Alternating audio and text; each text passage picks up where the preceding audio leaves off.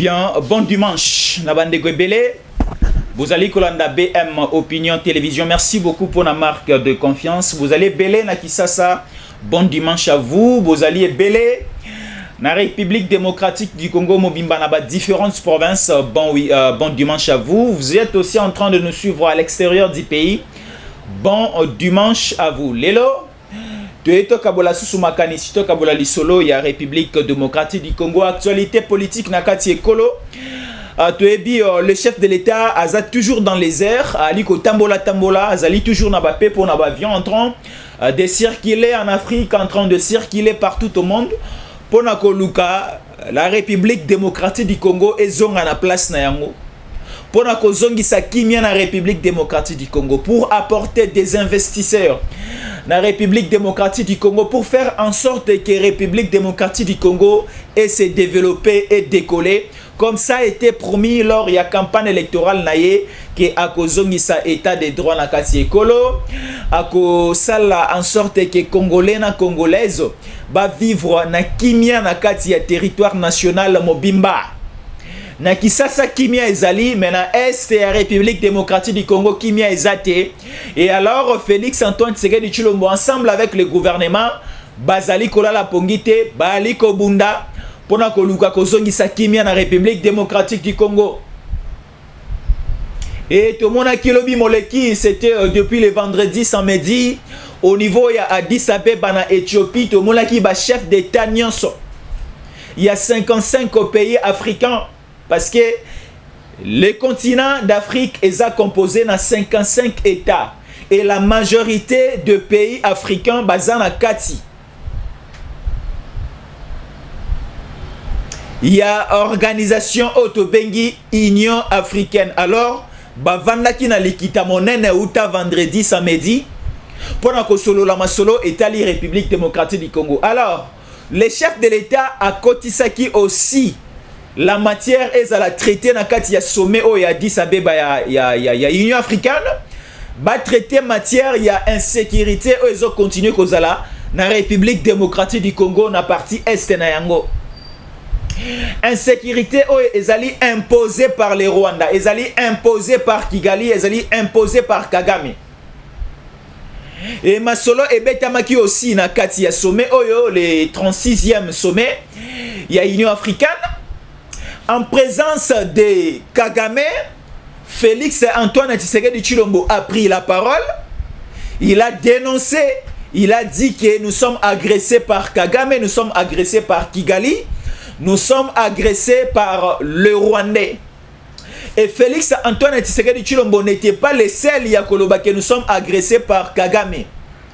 Tangu Pendeko, le président, il y a Angola, Azwaki Maloba, Joao Lourenço, Azwaki Maloba, Alobi, oui, et certainement, la République démocratique du Congo est agressée par Kigali, est agressée par les Rwandais, est agressée par les sanguinaires, par les diables, par les satans africains.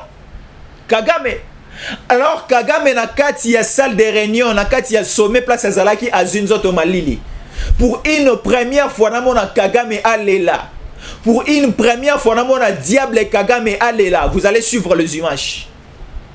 Ne zappez pas, vous allez suivre les images. Comment est-ce que Kagame a zali kolela na kati ya sommet. Nani aloba ke mwana mobali alela kate. C'est une question que Héritier Watanabe a posée dans l'une de ses chansons. Alobi nani aloba ke mwana mobali alela kate. Allons dans la Bible, Jésus plaira. Et aussi au niveau d'Addis Abeba, Kagame a pleuré, Kagame plaira, Kagame a bimisi balarme. Et Kagame n'a pas supporté. Ndenge ba ataka qui est na ba chef d'État nyonso, ndenge Félix Antoine Tshisekedi Tshilombo alakisaki Musapi Kagame a même fui la salle. Kagame a bimi na salle de réunion, a bimi na salle. Place sommet et Zalaï Kosalama, Kagame a claqué la porte. Kagame a pleuré. On a vu des larmes de Kagame pour une première fois. Est-ce que Nekoloran Désiré Kabila a arrivé à Kokomisa Kagame na état ou à Kobimisa Ema Inamiso? Je ne pense pas. Est-ce que Joseph Kabila Kabange a commis ça Kagame jusqu'à ce point? Ndenge Félix Antoine Tshisekedi Tshilombo a commis ça? Je ne pense pas. Mais tout cela s'est passé hier, avant-hier, au niveau, il y a Addis Abeba, où ils allaient les sièges social, il y a Union africaine. Tomoni Wapi Macky Sall, le président du Sénégal, a sali Mosala Naye Malamu, a Kambi Union africaine Malamu, a Silisi Mosala Naye, a passé bâton de commandement et pas à homologue Naye, le chef de l'État comorien, né a commis Mokonzi Sika. Il y a Union africaine et Félix Antoine Tshisekedi Tshilombo, avant que le président comorien a comme président, il y a Union africaine à Monaco déjà Tongo na niveau ya Comore ba solo linaye ameki un peu ko étaler le problème au toza agressé na niveau ya Rwanda, na niveau ya Nord qui vous parlez Rwanda. Et au moment où nous vous parlons, tant où Félix azali ko voyager, azali ko tika Congo ka boete. Au moment où nous vous parlons, Kichanga est récupéré dans sa totalité par les FARDC. C'est contrôlé dans 4 coins de ce Kichanga par les FARDC. Voilà les prouesses Yaba FARDC. Nous félicitons l'armée congolaise. Parce que Eloko Tobanaï Kozela cette semaine, ça a été atteint. Ça a été accompli. Kichanga récupéré par les FARDC. Tout le monde qui a au début de la semaine, les médias rwandais, avec certains Congolais utilisés par les Rwandais, Batamboussaki information pour nous il faut sanctionner, il faut arrêter le général Chico. Parce que ce qu'il est en train de faire au niveau Nord, qui voulait en train de tuer même des Congolais, il est en train de travailler au profit des groupes rebelles, au profit des Rwandais. Cela était une manière pour les Rwandais, pour les médias rwandais, pour les nationaux congolais, il y a que déstabiliser les efforts où ils ont fournis sur terrain par les FARDC. Parce que le général Chico a été nommé comme le chef des opérations à niveau de différentes localités où ils ont été récupérés par le M23, par les Rwandais. Alors tellement que le général Chico a frappé fort et démoraliser même la mémoire de Kagame, démoraliser la mémoire, il y a un groupe rebelle Nyonso, que ce soit les Codeco, que ce soit aussi les M23. Alors, et intimider Kagame, et intimider la manière de travailler à Général Chico. Ça même intimider le groupe rebelle, il y a M23, tout le monde est belé, le groupe rebelle est belé, bazongi sima, bakomi ko libérer la localité Nabiso. Ba effort oyo ya ba M23 et ça n'a qui pourquoi? Parce que opération ya enrôlement des électeurs ça a été lancé aussi na niveau ya Nord Kivu Mobimba. Alors les soucis des autorités congolaises ezalaki que il faut récupérer ba localité nyonso wana et comment qui kozala occupé par le groupe rebelle, par les M23, par les Rwandais.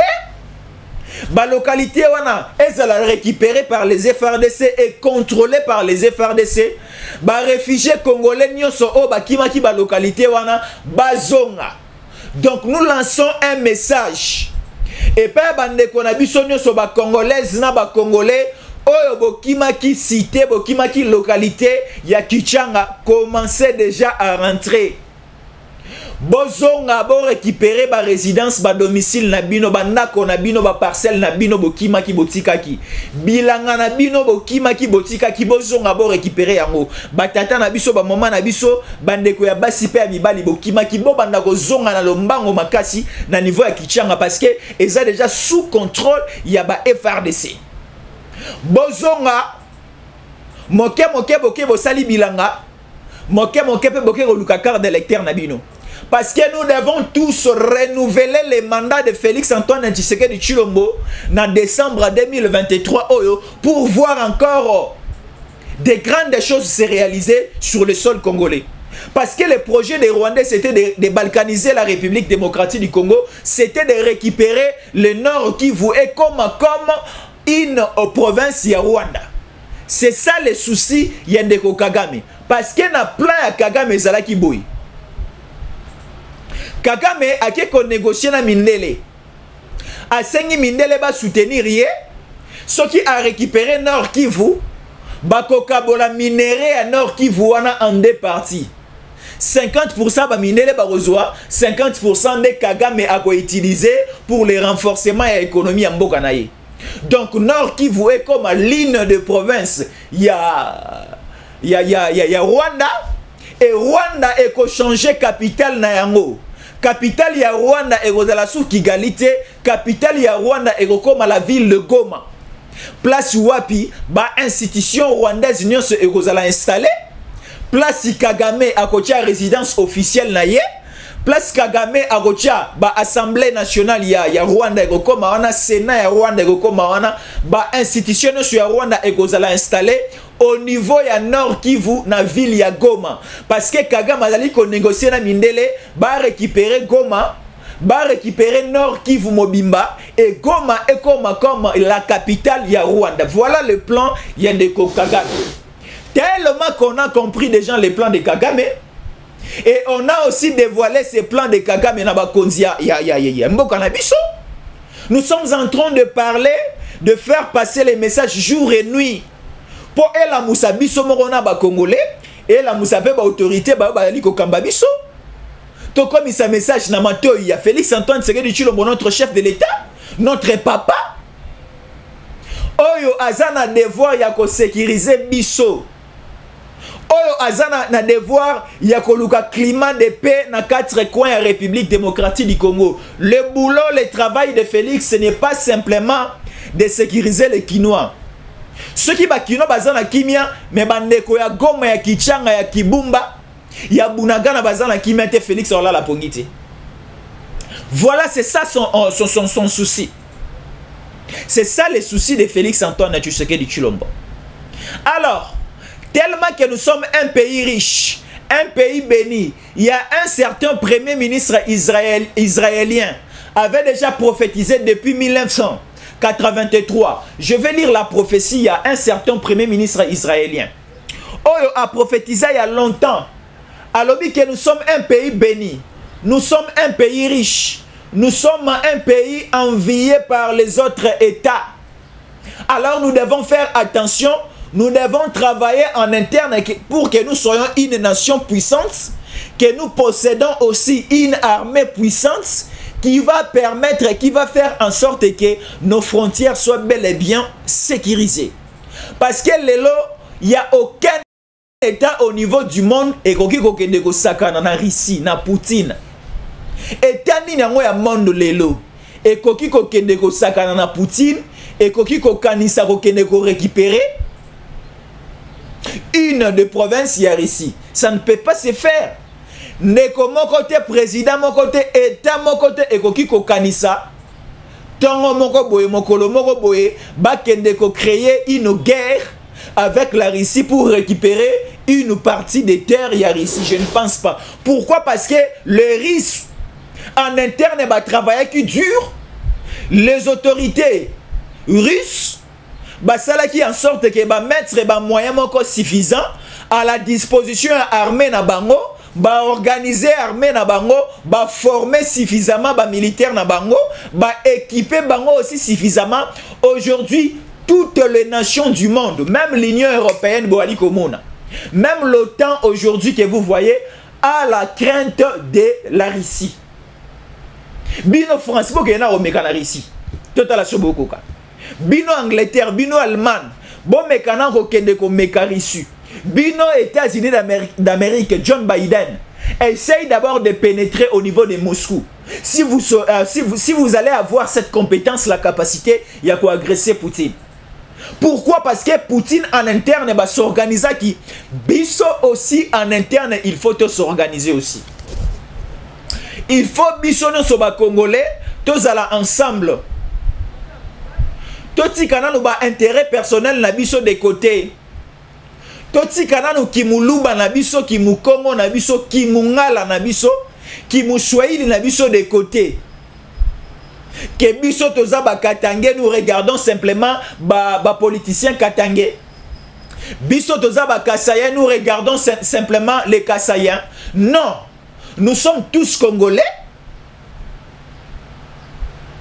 Mettons d'abord de côté nos provinces. Nous sommes tous Congolais et Congolaises. Alors, faisons en sorte que, d'abord, l'intérêt de la nation est primé na mitema na biso. To kanisana nu Congo, to bundana nu pona Congo, to bunda pona ba individualité. Yango tomoni. Je vais vous raconter, vous livrer cette information. Pourquoi aujourd'hui, Nambo Kanabiso, toza en pleine opération et enrôlement des électeurs, tomoni et salamaki na Kisasa et salami na Congo central, na Bandundu na Équateur, Sikoa Boyali ko salama pe na niveau ya Maniema, na niveau ya Lubumbashi, un peu partout. Enrôlement, opération, ça a déjà lancé na bande kwa Seni. Moi maintenant, je me pose la question de savoir pourquoi ceux qui hommes politiques moko boyi, ceux qui ne komoko azana ba ambition ya ko postuler, a kende ko luka carte d'électeur na il faut azala accompagner na masse. Non, ce n'est pas bon, ce n'est pas bien. Je vais bien lire la loi si c'est autorisé. Na candidat moko sorazo kende ko luka ko zwa carte d'électeur na il faut abengisa 2000, 3000, 5000 personnes ba accompagner ba tia makelele na ba calicot, na ba drapeau, na ba écharpe, na ba bâche ba commis, voici notre candidat, nous l'accompagnons pour aller se faire enrôler. Est-ce que c'est autorisé par la loi? Tomonaki, le président de la République, un homme de droit, le président de la République, Fachi Beton, Félix Antoine Tshisekedi Tshilombo Mukontombolo, tango ake kozwa carte d'électeur na ye, ezalaki na ville ya Mbandaka, na province ya Équateur. Ata de 3, 4 personnes balaki na sima na été, il était le seul. Oyo akenaki na bureau d'opération et enrôlement, à se présenter librement, à s'enregistrer, à remplir fiche na ye, et à passer na capture, bah jouer photo. Et on a imprimé la carte, va remettre officiellement, il a montré ça à la face du monde. Et pourquoi ne pas aussi suivre l'exemple du chef de l'État? Oh, akekozwa carte naye yemoko. Sa femme aussi, son épouse aussi, la première dame de la République. Maman Denise Nyakeru Tshisekedi. Yepe akenaki kozwa carte naye librement zalaki yemoko. Mais tozo mona tapage moko bizarre. Tapage Zangatine à Bandeko Ebele. Moïse Katumbi a mobilisé presque toute la ville de Lubumbashi paralysée. Pour quel gain, pour quel bénéfice? Lelo Lushuana Lushoise a bénéficié na nini kolanda Moïse Katumbi na sima rogene kozwa carte d'électeur. Les Lushoises ba ko bénéficier na nini? Nous avons besoin de laisser les Congolaises et Congolais yako s'évacuer à leurs occupations quotidiennes. Yako kende ko luka kwanga kolia madesu ya kolia ko mimela bana ya kotangisa bana. Botika ko kanga biso ngonga toute la journée ya ko accompagner bino pour vos propres bénéfices. Tango Moïse Katumbi a reçoit bokonzi. Tango Moïse Katumbi a rokana rokoma bokonzi na mboka a rokanisa yo te. Moïse Katumbi aussi ne sera pas candidat dans ce pays. Ne sera pas accepté à être président dans ce pays parce qu'il n'est pas congolais de père et de mère. Il ne répond pas aux critères. Il ne va pas travailler au bénéfice des Congolais Moïse Katumbi. Alors ce qui s'est passé avant-hier au niveau de Maniema, Tomoni ba député Ebele à Kisasa, les députés nationaux, les députés provinciaux, je cite directement le nom de Mike Mukebai. Il a laissé sa commune ici de Lingwala.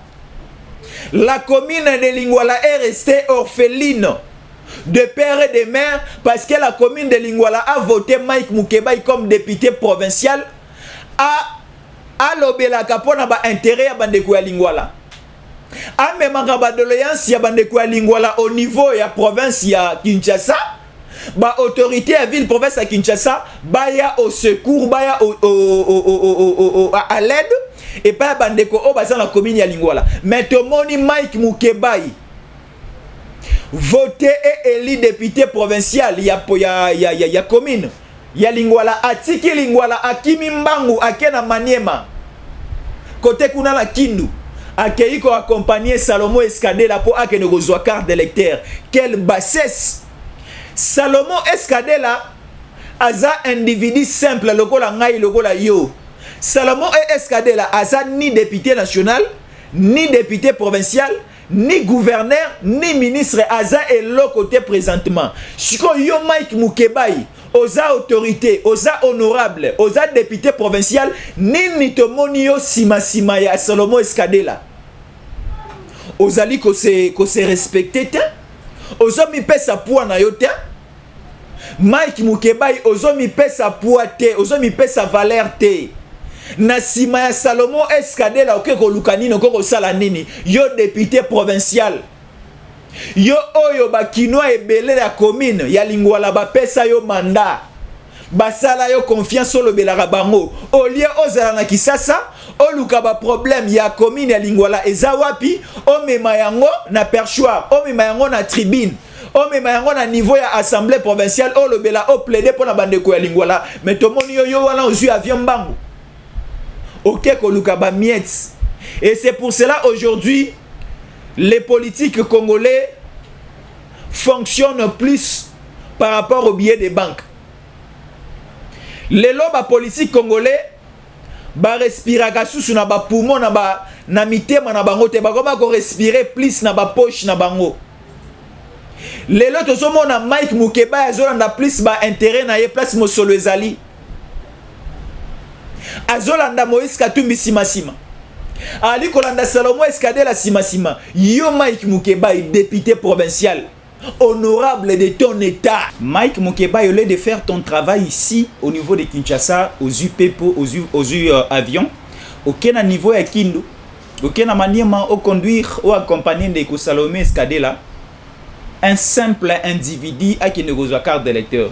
Et à Mamba Sony, et Zamakambuya Sony, même au niveau de la corporation, tu es un ancien journaliste.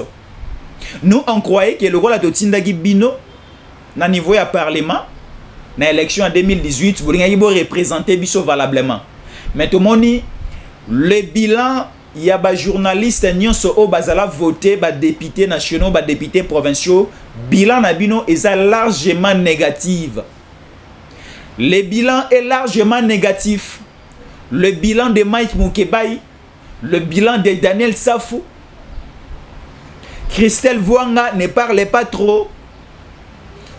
On ne sent pas le travail de Christelle Vouanga. Donc pour dire le bilan de tous les journalistes, députés nationaux, provinciaux, vos bilans sont largement négatifs. Alors, les Quinois et les Quinoises ont besoin de décision à Bango dans l'élection en décembre 2023. Alors, Bandeko Ebele bazou la remaniement au niveau du gouvernement. Parce que ça a été annoncé depuis la fin de l'année 2022 vers le mois de décembre. Mais aussi, à niveau, il y a un mois de janvier, il y a Liboso, il y a l'année 2023. Et nous aussi, de notre côté, c'est pour que tu aies l'information. Tu as allumé le câble na biso et tu continues à couloir pour te eba nini ezali koleka na CC remaniement ezali quand. Mais nous venons vous confirmer, nous allons aussi vous donner les noms. Parce que déjà comme il y a Premier ministre Yassika et Pesami. Et il y a aussi quelques têtes. Il y a un ministre Obazalelo Barokoya. Il y a aussi des nouvelles têtes dans l'équipe gouvernementale Yassika comme dans l'élection. Parce qu'il y a une nouvelle équipe établie pour l'élection, pour organiser l'élection. Il y aura un nouveau Premier ministre et il y aura aussi de nouvelles têtes au sein de l'équipe gouvernementale. Alors, Tomoni, le fils de l'ancien président de la République, quand je dis l'ancien président de la République, c'est Joseph Mobutu. C'est Seko Kungubwe Nogazabanga. Donc, Tomoni Zanga Mobutu a sali détour au niveau à parler de la nation. Akutaïnan de Konae Félix Antoine Tshisekedi de Chilombo, Basololi Bayokani. Parce que plateforme Autobengi Union Sacrée ezali plateforme et chef de l'État à Mokonzi Ekolo. On est en train de planifier la mutation et le mot plateforme politique et comme plateforme électorale. Alors nous avons besoin que tout autour ya Mokonzi Ekolo ba stratège batama kasi bazala. logo la biso na niveau de communication, na niveau de transmettre information et pas la population doit lire ça la mossa na biso, na niveau pe à gouvernement, na niveau ya ba institution to lingi pe bato ya makasi oyo ba ko faire passer les messages na population pour que mokonzi ya mboka azala réélu. Alors Zanga Mobutu azali na viseur. Il y a Félix Antoine Tshisekedi Tshilombo pour akoma premier ministre à en école Congo. Et ko surprendre bato belé et aussi eka Moussabinote parce que Zanga Mobutu bayambaki ya liboso et pas ya Félix Antoine Tshisekedi Tshilombo. Tomoni bayambi sous pona mbala ya mibale et pas Félix Antoine Tshisekedi Tshilombo. On ne sait pas les dessous des cartes au basololaki, mais tu as dit que remaniement ezali koyawa. Nous avons besoin de former un bloc, d'avoir une force au niveau ya ouest. Na niveau ya ouest tomoni le Congo central, tomoni Kinshasa, tomoni aussi la grande province, il y a Équateur et la grande province, il y a Bandundu. Na niveau est aussi, nous avons besoin de former un bloc fort. Oyo, ba personnalité politique ya makasi ya est barozala pour prêter main forte c'est pas ya mokonzi ya mboka. Na niveau aussi à Grand Katanga, il faut aussi avoir des personnalités au barozala très fortes pour aussi prêter main forte et pas ya mokonzi ya mboka. Alors Zanga Mobutu est aussi très important pembeni ya mokonzi ekolo Félix. Parce que azana ba secret belé o tata na ya tikela ye. Joseph Mobutu Seko a beaucoup travaillé pour ce pays. Et zana ba secret belé a tikela maman Bobi Ladawa. Et maman Bobi là aussi va transmettre ses secrets et pas moi nanaye Zanga Mobutu. Nous avons besoin des Congolais, des pères et des mères, ba Congolais au bazana sans chaud. Bakozalawana po bakumba mboka vers le développement. Alors Zanga Mobutu soit pas comme premier ministre de Boyati. Parce que mon sala monene c'est salami pas ndeko Jean-Michel Samalukonde. Mon sala et mon ami, c'est un véritable chef d'équipe, capitaine de l'équipe autobenge équipe ya ba warrior. Asali Mosala Kitoko, tomoni akumbi équipe gouvernementale yo pendant plus ou moins 2 ans. Ndeko Jean-Michel Samalukonde Topesio merci Longoni na Musala et Monani. On ne demande pas que Samalukonde akende non. Tolobite que Samalukonde akende obiatika la non. Mais primaire ezana maboko ya mokonzi ya mboka. Yende azana libre choix ya kopona o azali na ba compétence ba capacité nyonso. Au père Gozala, un homme politique stratège pembeni naye pour na kokamba sikoyo l'exécutif congolais azala comme chef du gouvernement premier ministre. Mais to moni na vitesse a genenge ali ko kende Zanga Mobutu comme premier ministre. Na vitesse de genenge ali ko kende bandeko balandi bozali ko yoka ngai bo partager li solo. Bo kanga ngai ndokite soki Zanga Mobutu comme premier ministre. Parce que bandeko belé bali ko zela kombo ya Zanga Mobutu te comme premier ministre, bandeko belé bali ko zela te. Bandeko belé bazali ko zela ba yo ka non Jean-Pierre Bemba premier ministre ou Vital Kamerhe premier ministre, mais vous serez surpris. Na ebisi bino vous serez surpris parce que bandeko belé bazala ki surpris tango ba yo ka ki kombo ya Jean-Michel Samalukonde premier ministre. Et belé ba na ko zela ba yo ka Bahati Lukwebo, ebele bazalaki kozela bayoka Moïse Katumbi, ebele bazalaki kozela bayoka bakombo ya lolenge na lolenge. Mais président Félix Antoine Tshisekedi Tshilombo na souveraineté na ye abimisaki, apesaki confiance, apesaki bokonzi, apesaki pouvoir et pas ndeko Jean-Michel Samalukonde akamba exécutif. Tomoni mosala et salami, tomoni gratuité de l'enseignement primaire bien accompagné. Tomoni les soins de santé, tomoni presque dans le secteur nyonso. Au niveau de l'économie, la finance, budget nabiso et mati. À la hauteur, il y a 14 milliards. C'est les efforts, il y a gouvernement, il y a Jean-Michel Samalukonde. Alors, vous allez dire que Fiston Jésus encore est prophète. Tango boroyoka kombo ya Zanga Mobutu. Parce que c'est lui qui est présentement et officiellement le président du parti politique IDEMO. C'est la face B à MPR, le parti politique de Joseph Mobutu. L'élo c'est l'IDEMO. qui est en train d'être dirigé au niveau national et international par Zanga Mobutu. Alors, bokanga ngai ndokite lobi soki boki kombo ya Zanga Mobutu na remaniement ezali kosalama comme premier ministre. Nazali koyoka pena tina ndoto aboye kendeko Daniel Aselo akolonga na ministère intérieur. Maître Peter Kazadi akokoma ministre intérieur. Ndenge nazali komona aboye ndeko Peter Kazadi ako remplacer Daniel Aselo na ministère intérieur. Nazali komona Christophe Lutundula ako garder fauteuil na ye ya ministre ya affaires étrangères. Nazali komona Didier Bibimbu ako garder fauteuil na ye ya ministre ya hydrocarbures. Nazali pesu komona na mosika ndeko Pius Mwabilu ako garder pe fauteuil na ye ya ministre ya urbanisme et habitat. Mais fauteuil ya enseignement supérieur et universitaire et pas Moïndo Zanya reperdre yangone na ali komona. Moïndo Zanya reperdre ministère wana. Côté pays enseignement primaire, secondaire, na ali komona.